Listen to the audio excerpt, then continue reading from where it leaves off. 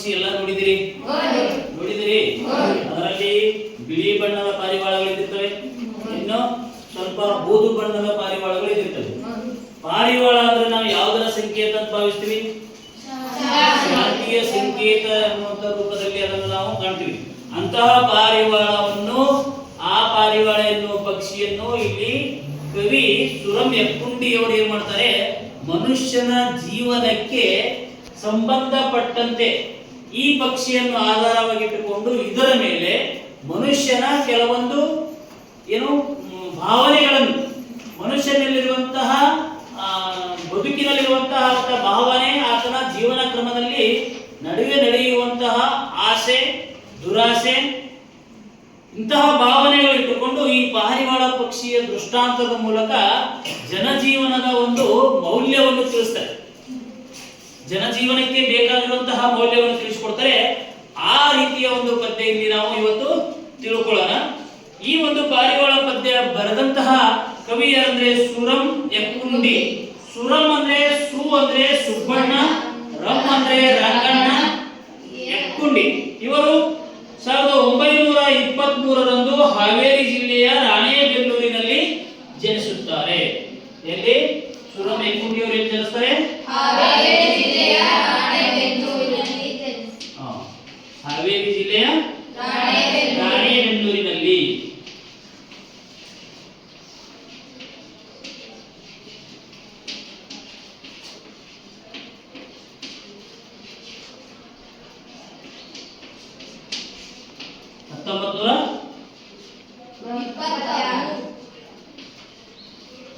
ಹತ್ತೊಂಬತ್ತು 1923ರಂದು ಹಾವೇರಿ ಜಿಲ್ಲೆಯ ರಾಣೆಬೆನ್ನೂರಿನಲ್ಲಿ ಜನಿಸಿರುವಂತಹ ಇವರು 1944ರಲ್ಲಿ BA ಆನರ್ಸ್ ಎನ್ನುವಂತಹ ಪದವಿ ಪಡೆದು ಲಕ್ಕುಂಡಿ ಅವರು ಉತ್ತರ ಕನ್ನಡ ಜಿಲ್ಲೆಯ ಬಂಕಿಕೊಡ್ಲದ ಪ್ರೌಢಶಾಲೆಯಲ್ಲಿ ಪ್ರಾಧ್ಯಾಪಕರಾಗಿ ಕೆಲಸಕ್ಕೆ ಸೇರಿದರು. BA ಅಂದ್ರೆ ಬ್ಯಾಚುಲರ್ ಆಫ್ ಆರ್ಟ್ಸ್. ಅನಂತರ 35 ವರ್ಷಗಳ ಸೇವೆ ನಂತರ ಅಲ್ಲಿಯೇ ಅದೇ ಶಾಲೆಯಲ್ಲಿ ಬಂಕಿಕೊಡ್ಲ ಪ್ರೌಢಶಾಲೆಯಲ್ಲಿಯೇ ಏನಂತಾರೆ ಮುಖ್ಯೋಪಾಧ್ಯಾಯರಾಗಿ ಸೇವೆ ಸಲ್ಲಿಸಿದ ಇವರು ಕನ್ನಡ ಸಾಹಿತ್ಯಕ್ಕಾಗಿ ಹಲವಾರು ಕೃತಿಗಳನ್ನು ಕಾಣಿಕೆಯಾಗಿ ನೀಡಿದ್ದಾರೆ. ಅವುಗಳಲ್ಲಿ ಕವನ ಸಂಕಲನಗಳಾಗಿರುವಂತಹ ಶ್ರೀ ಆನಂದ ತೀರ್ಥರು, ಸಂತಾನ, ಹಾವಾಡಿಗರ ಹುಡುಗ, ಮತ್ಸ್ಯಗಂಧಿ, ಬಕುಳದ ಹೂಗಳು ಇವು ಅವರು ರಚಿಸಿರುವ ಕವನ ಸಂಕಲನಗಳಾದರೆ, ಇನ್ನು ಕಥಾ ಸಂಕಲನ ಎನ್ನುವಂಥದ್ದು ಒಂದು ನೆರಳು. ಯಾವುದು? ನೆರಳು. ಇದೇನು? ಕಥಾ ಸಂಕಲನ.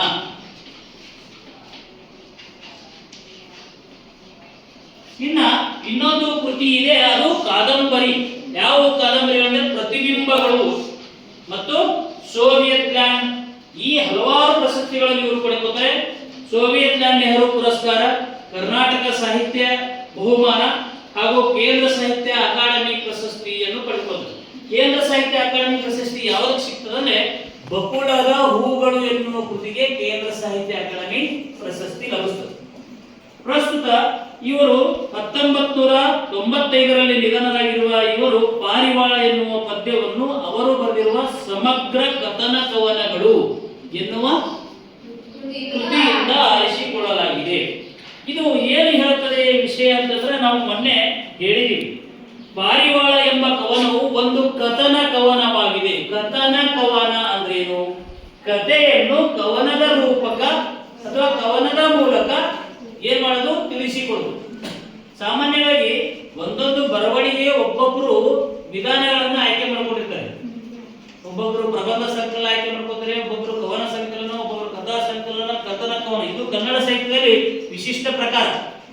ಕಥೆಯನ್ನು ಕವನದ ಮೂಲಕ ಬಿತ್ತರಿಸುತ್ತಾ ಹೋಗಿ ಕೊನೆಗೆ ಒಂದು ಜೀವನಕ್ಕೆ ಬೇಕಾಗಿರುವ ಸಂದೇಶ ನೀಡುವುದು.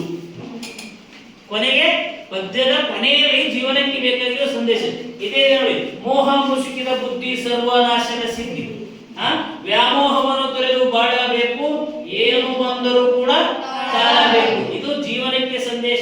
ಏನ್ ಬಂದರೂ ಕೂಡ ತಾಳಬೇಕು. ತಾಳ್ಮೆಯೇ ತಾಳಿದವನು ಇಂತಹ ಸಂದೇಶ, ಇಂತಹ ಮೌಲ್ಯ ಕೊಡ್ತಾರೆ. ತಾಳ್ಮೆ ಎನ್ನುವ ಮೌಲ್ಯವನ್ನು ಇಂತಹ ಕಥನ ಕವನದ ಮೂಲಕ ತಿಳಿಸಿಕೊಡ್ತಾರೆ. ಈ ಒಂದು ಪಾರಿವಾಳ ಎನ್ನುವಂತ ಪಕ್ಷಿಯನ್ನು ಇಟ್ಟುಕೊಂಡು ಏನ್ ಮಾಡ್ತಾರೆ?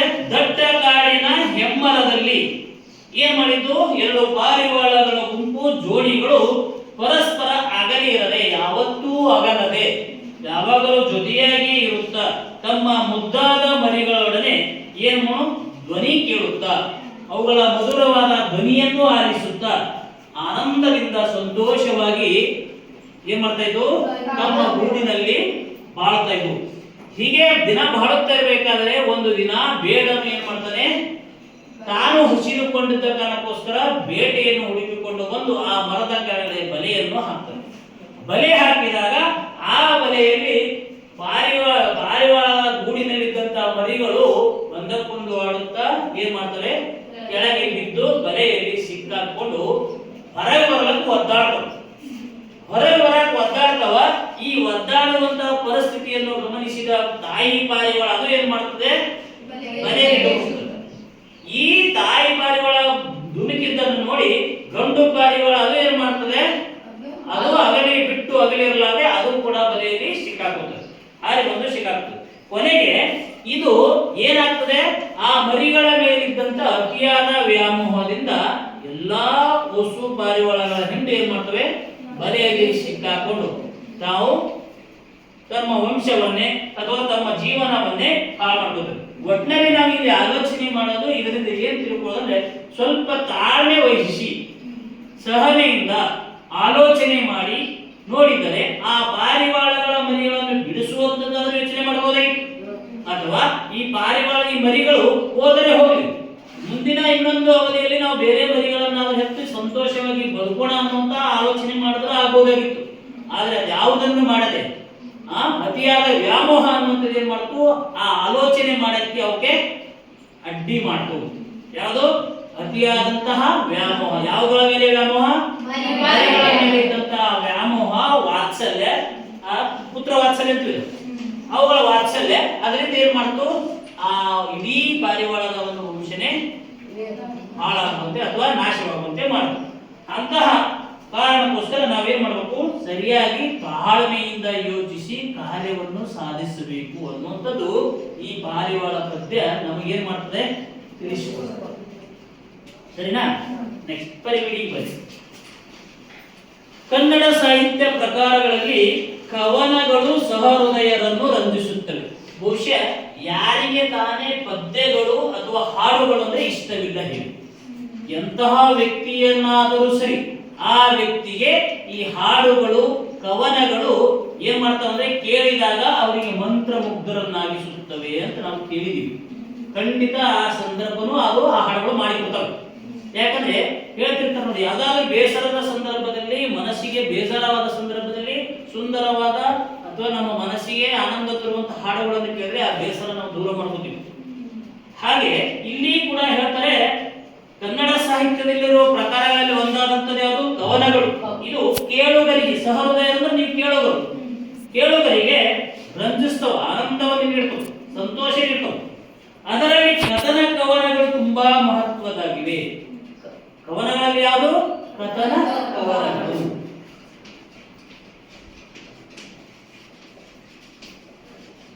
ಹಾಗೆ ಹೇಳ್ತೀನಿ, ಕಥನ ಕವನ ಅಂದ್ರೆ ಇದೊಂದು ಕಥನ ಕವನದ ಮಾದರಿ ಪದ್ಧತಿ. ಕಥೆ ಇದ್ದಿತ್ತು, ಅದು ಕವನದ ರೂಪದಲ್ಲಿ ಹೇಳಲಾಗಿರುತ್ತದೆ ಅಥವಾ ಬರೆಯಲಾಗಿರುತ್ತದೆ.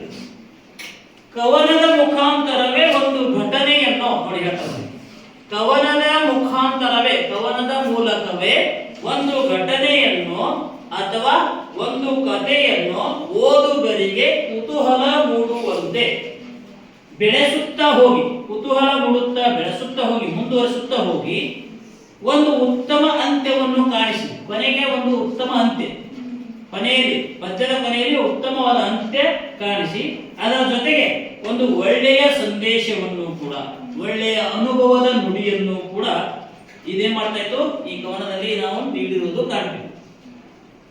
ಈ ಕವನದ ಲಕ್ಷಣ ಏನು, ಒಂದು ಕಥೆಯನ್ನು ಅಥವಾ ಒಂದು ಘಟನೆಯನ್ನು ಕೇಳುಗರಿಗೆ ಕುತೂಹಲ ಮೂಡಿಸುವಂತೆ ಹೇಳುತ್ತಾ ಹೋಗಿ, ಸಾಗುತ್ತಾ ಹೋಗಿ, ಕೊನೆಯಲ್ಲಿ ಒಂದು ಸುಂದರವಾದ ಅಂತ್ಯ ಕಾಣುವುದರ ಜೊತೆಗೆ ಆ ಅಂತ್ಯದಲ್ಲಿ ಜೀವನಕ್ಕೆ ಬೇಕಾದ ಒಂದು ಒಳ್ಳೆಯ ಸಂದೇಶ ನೀಡುವುದು ಈ ಒಂದು ಕಥನ ಕವನದ ಲಕ್ಷಣ. ಅಂತಹ ಒಂದು ಕವನ ಬರೆದಿರುವಂತವರು ಸುರಂ ಎಕ್ಕುಂಡಿಯವರು. ಇವರ ಒಂದು ಇವರು ಬರೆಯುವಂತ ಶೈಲಿಯ ಪ್ರಮುಖವಾದ ಯಾವುದಂದ್ರೆ ಕಥನ ಕವನಗಳು. ಸುರಮ ಇಕ್ಕುಂಡಿಯವರು ಅಂದ್ರೆ ಕಥನ ಕವನಗಳಂತೆ ಪ್ರಸಿದ್ಧ ಪಡೆದಂತವರು. ಪ್ರಸ್ತುತ ಅವರು ಕಥನ ಕವನಗಳನ್ನು ರಚಿಸುವಲ್ಲಿ ಯಶಸ್ವಿಯಾದಂತಹ ಕವಿಗಳಾಗಿ ಪ್ರಸಿದ್ಧರಾಗಿದ್ದಾರೆ. ಅವರು ಬರೆದಿರುವಂತಹ ಕವನ ನಾವು ಸ್ವಲ್ಪ ನೋಡೋಣ. ಒಂದ್ಸಾರಿ ನಾ ಹಾಡು ಹೇಳ್ತೀನಿ, ಆನಂತರ ಅವರು ಒಂದು ಪದ್ಯದ ಭಾವಾರ್ಥ ವಿವರಣೆ ಮಾಡಿ. ದಟ್ಟ ಕಾಡಿನಲ್ಲೊಂದು ಎಮ್ಮರದ ಒದರಿನಲ್ಲಿ ಇರುತ್ತಿತ್ತು ಪುಟ್ಟ ಸಂಸಾರ ಹೂಡಿ, ಮುದ್ದು ಬಿಳಿಪಾರಿ ವಾಳಗಳ ಜೋಡಿ. ದಟ್ಟ ಕಾಡಿನಲ್ಲೊಂದು ಎಮ್ಮರದ ಒದರಿನಲ್ಲಿ ಇರುತ್ತಿತ್ತು ಪುಟ್ಟ ಸಂಸಾರ ಹೂಡಿ, ಮುದ್ದು ಬಿಳಿಪಾರಿ ವಾಳಗಳ ಜೋಡಿ. ಹಗಲಿರುಳು ಜೊತೆಗೂಡಿ ಬಾಳಿದವು ಈ ಜೋಡಿ, ಎಂದಿಗೂ ಹಗಲಿರವು ಒಂದಾನೊಂದು, ಹಿಗ್ಗು ತುಂಬಿತು ಹೊದರಿನಲ್ಲಿ ಬಂದು. ಇಟ್ಟ ಮೊಟ್ಟೆ ನಡೆದು ಹಿಗ್ಗೀತವುಗಳ ಪ್ರೀತಿ, ಮುದ್ದು ಮರಿಗಳ ಮಧುರ ಸದ್ದು ಕೇಳಿ, ದಿನ ಕಳೆದು ಆನಂದದಿಂದ ಬಾಳಿ. ಇಟ್ಟ ಮೊಟ್ಟೆ ನಡೆದು ಹಿಗ್ಗೀತವುಗಳ ಪ್ರೀತಿ, ಮುದ್ದು ಮರಿಗಳ ಮಧುರ ಸದ್ದು ಕೇಳಿ, ದಿನ ಕಳೆದು ಆನಂದದಿಂದ ಬಾಳಿ. ಬೇಡನೊಬ್ಬನು ಬಂದು ಬಲೆಯ ಹರಡಿದ ನೊಮ್ಮೆ, ಪುಟ್ಟ ಮರಿಗಳು ಹಾರಿ ಸಿಲುಕಿ ಸೆರೆಗೆ, ಪುಟ್ಟ ಮರಿಗಳು ಹಾರಿ ಸಿಲುಕಿ ಸೆರೆಗೆ, ಚಿತ್ಕರಿಸತೊಡಗಿದವು ಬರಲು ಹೊರಗೆ, ಚಿತ್ಕರಿಸತೊಡಗಿದವು ಬರಲು ಹೊರಗೆ. ಕಂಡು ಪಾರಿವಾಳಗಳ ಪಾಡು ತಾಯಿ ಧುಮುಕಿತು ಬಲೆಗೆ, ಹೆಂಡತಿಯ ನಗಲಿರದ ಗಂಡು ಹಕ್ಕಿ, ಒಳಗೆ ಬಂದಿತು ಬಳಿಗೆ ಬಿಕ್ಕಿ ಬಿಕ್ಕಿ. ಹೆಂಡತಿಯ ನಗಲಿರದ ಗಂಡು ಹಕ್ಕಿ, ಒಳಗೆ ಬಂದಿತು ಬಳಿಗೆ ಬಿಕ್ಕಿ ಬಿಕ್ಕಿ. ಕುರುಡು ವಾತ್ಸಲ್ಯದಲ್ಲಿ ಕಳೆದುಕೊಂಡ ವಿವೇಕ, ಬಲೆಗೆ ನುಗ್ಗಿದ ಪಾರಿವಾಳ ಹಿಂಡು, ಬಲೆಗೆ ನುಗ್ಗಿದ ಪಾರಿವಾಳ ಹಿಂಡು. ಹಸಿದ ಬೇಡನು ನಡೆದ ಹೊತ್ತುಕೊಂಡು, ಹಸಿದ ಬೇಡನು ನಡೆದ ಹೊತ್ತುಕೊಂಡು. ಮೋಹ ಮುಸುಕಿದ ಬುದ್ಧಿ ಸರ್ವನಾಶದ ಸಿದ್ಧಿ, ಮೋಹ ಮುಸುಕಿದ ಬುದ್ಧಿ ಸರ್ವನಾಶದ ಸಿದ್ಧಿ. ವ್ಯಾಮೋಹವನ್ನು ತೊರೆದು ಬಾಳಬೇಕು, ಏನು ಬಂದರೂ ಕೂಡ ತಾಳಬೇಕು. ವ್ಯಾಮೋಹವನ್ನು ತೊರೆದು ಬಾಳಬೇಕು, ಏನು ಬಂದರೂ ಕೂಡ ತಾಳಬೇಕು. ಹೀಗೆ ಅತ್ಯಂತ ಸುಂದರವಾಗಿ ಒಂದು ಕಥೆಯನ್ನು, ಆ ಘಟನೆಯನ್ನು, ನಡೆದಿರುವಂತಹ ಸನ್ನಿವೇಶವನ್ನು ಮನುಷ್ಯನ ಜೀವನಕ್ಕೆ ಅನ್ವಯಿಸಿ ಒಂದು ಸಂದೇಶ ಕೊಡುವ ರೀತಿಯಲ್ಲಿ ರಚಿಸಿದ ಕವನ ಇದಾಗಿದೆ. ನೋಡಿ, ದಟ್ಟವಾದ ಕಾಡಿನಲ್ಲೊಂದು ಹೆಮ್ಮರದ ಹೊದರಿನಲ್ಲಿ, ದಟ್ಟವಾದ ಒಂದು ಕಾಡಿದೆ. ಆ ಕಾಡಿನಲ್ಲಿ ಒಂದು ದೊಡ್ಡದಾದ ಮರ, ಹೆಮ್ಮರ ಅಂದ್ರೆ ದೊಡ್ಡದಾದ ಮರ. ಆ ಹೆಮ್ಮರದ ಹೊದರಿನಲ್ಲಿ ಏನ್ ಮಾಡಿದ್ದು ಇವು, ಪುಟ್ಟದಾದಂತ ಒಂದು ಸಂಸಾರವನ್ನು ಹೂಡಿಕೊಂಡು ಮುದ್ದು ಬಿಳಿ ಪಾರಿವಾಳಗಳ ಜೋಡಿ ಆನಂದದಿಂದ ಬಾಳುತ್ತಿದ್ದವು. ಯಾವ ಪಾರಿವಾಳಗಳು? ಮುದ್ದು ಬಿಳಿ ಪಾರಿವಾಳಗಳು. ಹೀಗೆ ಹೇಗೆ ಬಾಳುತ್ತಿದ್ದುವಪ್ಪ ಅಂದ್ರೆ ಅವು ಹಗಲಿರುಳು ಜೊತೆಗೂಡಿ ಬಾಳಿದವು ಈ ಜೋಡಿ. ಹಗಲು ಮತ್ತು ಇರುಳು, ನೋಡಿ ಇವೆರಡು, ಹಗಲು ಇರುಳು. ಒಂದು ಯಾವ ಅಂತೀವಿ ನೀವು? ವಿರುದ್ಧ ಪದನು ಅಂತೀವಿ, ಮತ್ತೆ ಜೋಡುಡಿನೂ ಅಂತೀವಿ.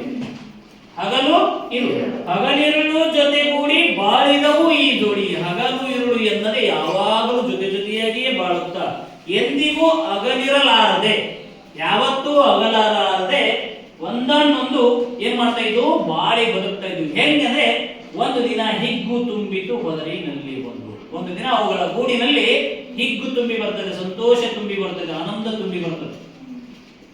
ಯಾಕೆ ಆನಂದ ತುಂಬಿ ಬರ್ತದೆ ಅಂತ ಹೇಳ್ಬಿಟ್ಟು ಮತ್ತೆ ಮುಂದೆ ಆ ಕಥೆಯನ್ನು ಮುಂದುವರಿಸ್ತಾ ಹೋಗ್ತಾರೆ ಕವಿಗಳು. ಇಟ್ಟ ಮೊಟ್ಟೆ ನುಡಿದು ಹಿಗ್ಗೀತವುಗಳ ಪ್ರೀತಿ. ಆ ಒಂದು ಗೂಡಿನಲ್ಲಿ ಯಾಕೆ ಸಂತೋಷ ಸಡಗರ ತುಂಬಿ ಬರ್ತದೆ? ಅವು ಏನು ಇಟ್ಟಿದ್ವಲ್ಲ, ಪಾರಿವಾಳಗಳ ಮೊಟ್ಟೆ ಇಟ್ಟಿದ್ವಲ್ಲ, ಒಡೆದು ಮರಿಗಳಾಗಿ ಹೊರಬಂದಿರ್ತವೆ.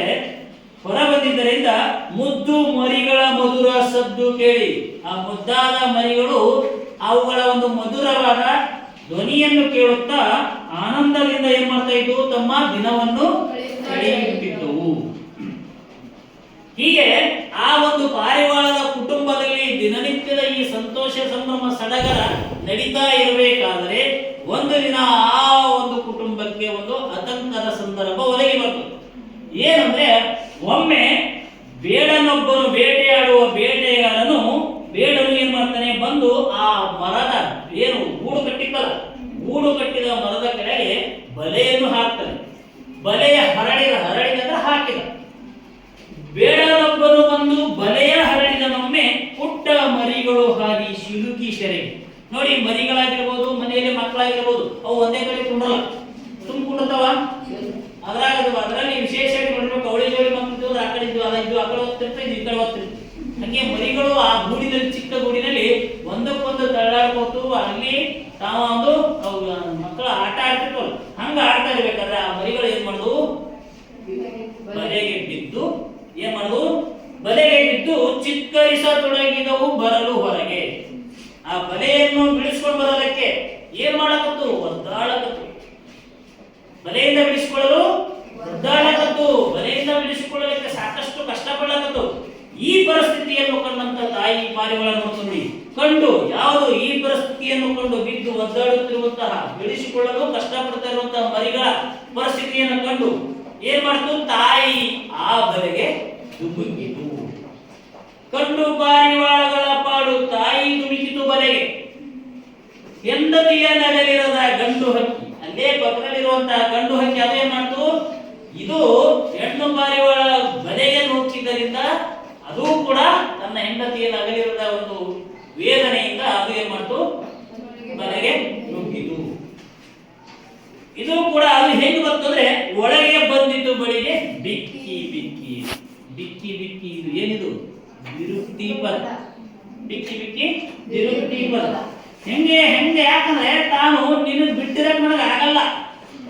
ನೋಡಿ, ಒಂದು ಸ್ವಲ್ಪ ಇದು ಒಂದು ಕುಟುಂಬಕ್ಕೂ ಅನ್ವಯಿಸ್ಕೊಳ್ಳಿ ನೀವು. ಒಂದೊಂದು ಕುಟುಂಬಕ್ಕೂ ಅನ್ವಯಿಸ್ಕೊಳ್ಳಿ. ಅದು ನಿಮಗೆ ಬಿಟ್ಟಿರಕ್ ಆಗಲ್ಲ ಅಂತ ಹೇಳ್ಬಿಟ್ಟು ಅದು ಕೂಡ ಬಂದು ಏನ್ ಮಾಡ್ತು, ಬಲೆ ಒಳಗೆ ಸಿಕ್ಕಿ. ಹೆಂಗ್ ಬಂತು ಬಲೆ ಒಳಗೆ, ಬಿಕ್ಕಿ ಬಿಕ್ಕಿ ಹೇಳುತ್ತಾ ಸಂಕಟ ಪಡುತ್ತಾ ಬಂತು. ಇದೆಲ್ಲ ನೋಡಿದಾಗ ಏನ್ ಅನಿಸ್ತದ್ರೆ, ಈ ಮುದ್ದು ಮರಿಗಳ ಒಂದು ಮೇಲೆ ಇರುವಂತಹ ಕುರುಡು ವಾತ್ಸಲ್ಯ.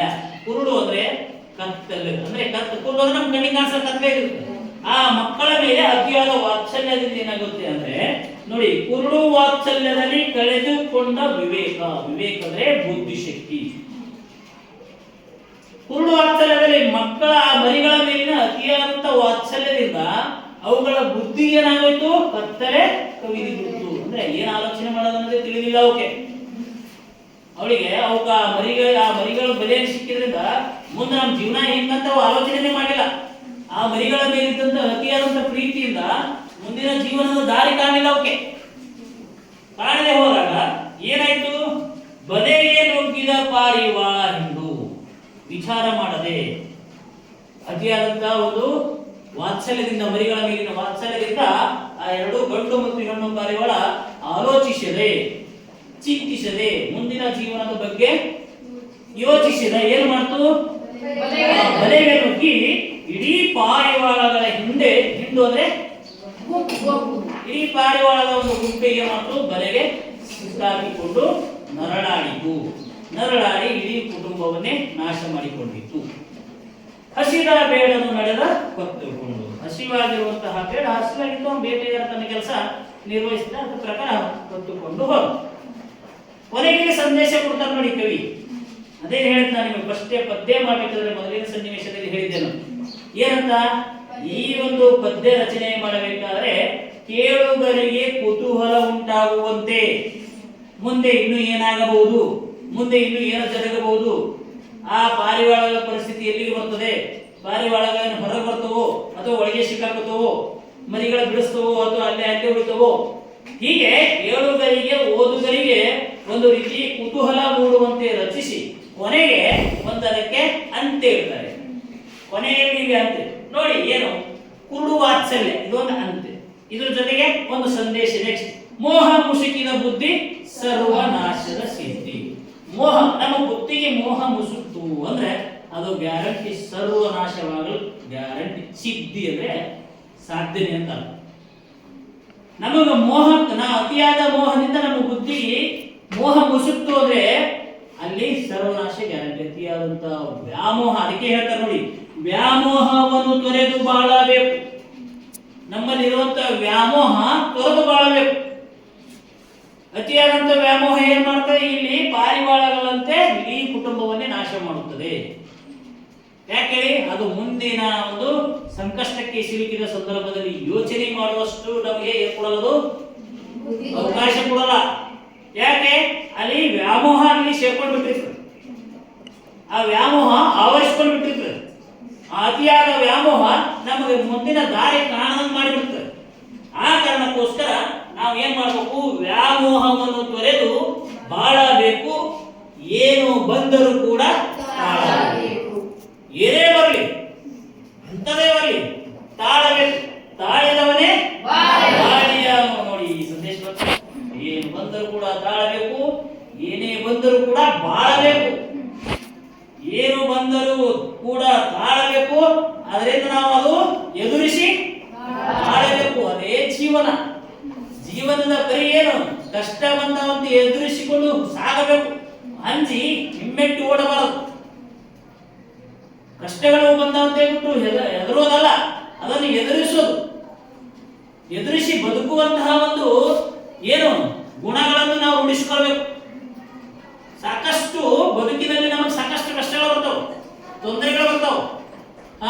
ಅವುಗಳೆಲ್ಲವನ್ನು ನಾವೇನ್ ಮಾಡ್ಬೇಕಾಗ್ಯದ? ಎದುರಿಸಬೇಕಾಗ್ಯದ.